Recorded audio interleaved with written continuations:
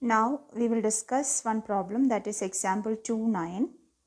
A network of 4 10 microfarad capacitors is connected to a 500 volt supply as shown in figure. Determine the equivalent capacitance of the network and the charge on each capacitor. Note, the charge on a capacitor is the charge on the plate with higher potential equal and opposite to the charge on the plate with lower potential. In this question, 4 capacitors are given like this. So you have to listen to the diagram carefully, because even if when we look, we feel C2, C4 in parallel, C1, C3 in parallel. It's not like that. You look, one end of C1 is connected to C2, the other plate of C2 is connected to C3. Okay, and these two ends, they are connected to some other points. So actually C1, C2, C3, they are connected in series. That is the important point. So when I draw reduced diagram will be like this. C1, C2, C3 will come in series and C4 comes in parallel with that series combination. So with that series combination, C4 comes in parallel. So between A and D, C1, C2, C3 are connected in series and C4 is connected in parallel with that series combination. So this is the reduced diagram. And it's given all the capacitors are of equal value, that is 10 microfarad. So it is very easy to find the equivalent capacitance. So the series capacitance, that means series combination, I have replaced with the effective capacitance. Since 3 are connected in series, it becomes 10 by 3 microfarad. So this is replaced. So next reduced diagram like this. So this is 10 by 3 microfarad and C4 as such. Now 10 by 3 microfarad and this 10 microfarad, they come in parallel. So what will be the effective capacitance? Effective capacitance will be 10 by 3 plus 10, that is 13.3 microfarad.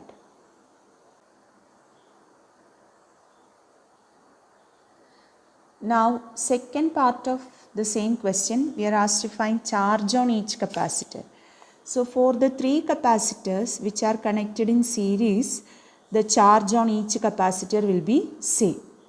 Okay, so how to find that capacitance means a charge? Either you can find Q equal to C1V, like that you can find, or you can find as such, because for series combination also the charge remains the same. So for the combination, because combination capacitance we have already found, so it is better if we use this equation. Okay, Q equal to CSV, because for the combination and for each capacitor in series combination, the charge stored will be same.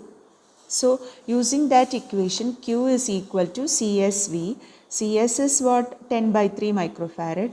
V is 500 volt. Across the combination, the potential difference applied is 500 volt. So V is 500 volt. Doing the substitution and calculation, we get 1.7 into 10 raised to minus 3 coulomb. Now charge on C4, that is C4 into potential difference. Across C4 also the potential difference is 500 volt. So we will get, multiplying, we will get 5 into 10 raised to minus 3 coulomb. Now we will discuss the questions from exercises. First question, 2 charges 5 into 10 raised to minus 8 coulomb and minus 3 into 10 raised to minus 8 coulomb are located 16 centimeter apart. At what points on the line joining the 2 charges is the electric potential 0? Take the potential at infinity to be 0.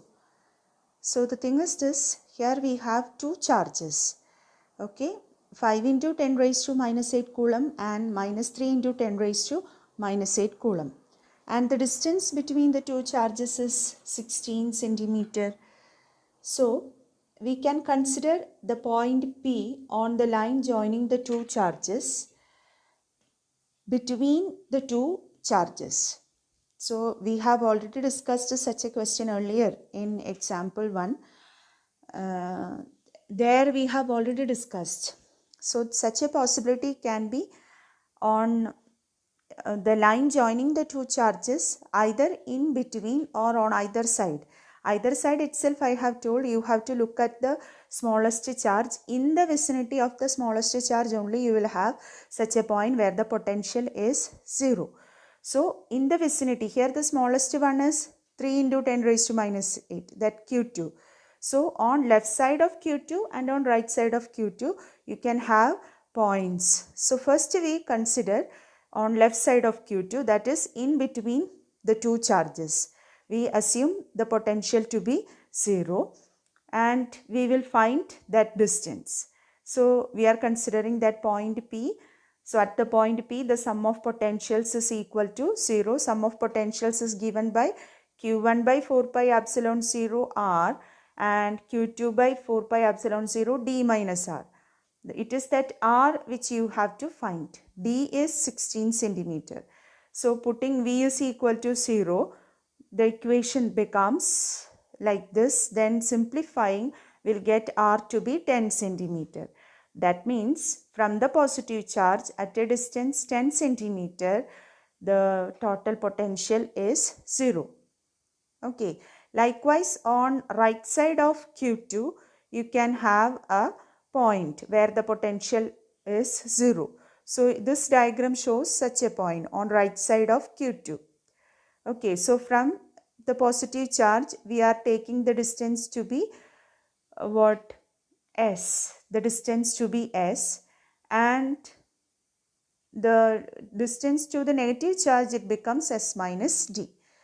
Okay, so the total potential at that point becomes Q1 by 4 pi epsilon 0 S and Q2 by 4 pi epsilon 0 S minus D. Now equating it to 0 and simplifying, we'll get S to be 40 centimeter. So from the positive charge at a distance 10 centimeter and 40 centimeter, we are getting the potential to be 0.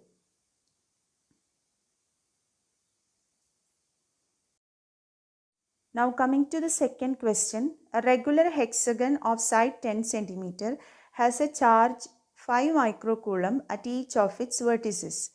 Calculate the potential at the center of the hexagon. So hexagon, regular hexagon means what? Each side is same. Okay, side length is 10 centimeter and at each vertex a positive charge 5 microcoulomb is kept. Got it?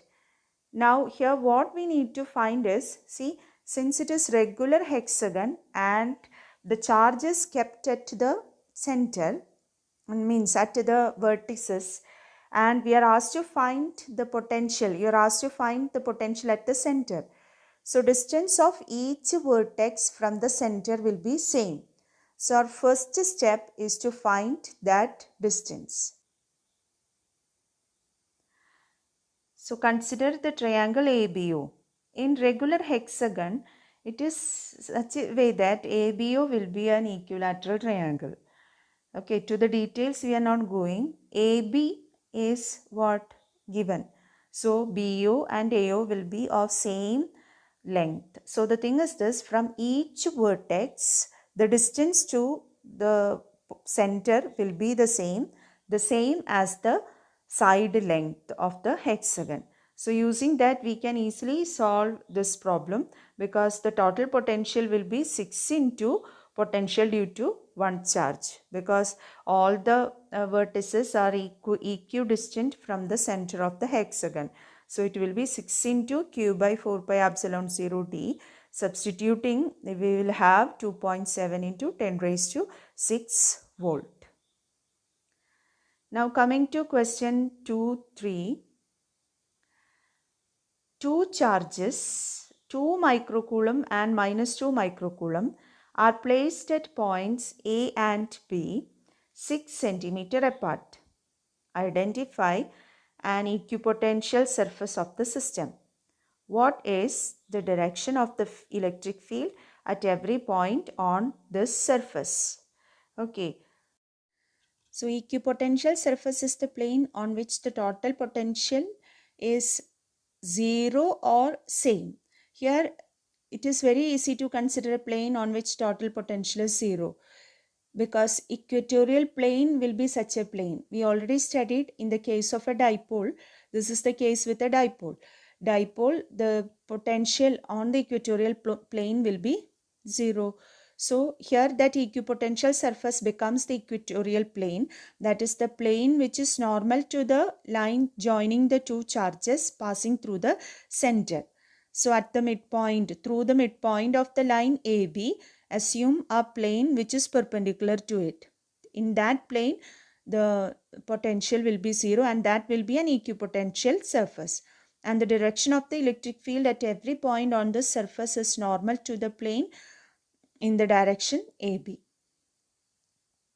Fourth question, a spherical conductor of radius 12 cm has a charge 1.6 into 10 raised to minus 7 coulomb distributed uniformly on its surface. What is the electric field inside the sphere, just outside the sphere, and at a point 18 cm from the center of the sphere? Actually, this concept belongs to previous chapter.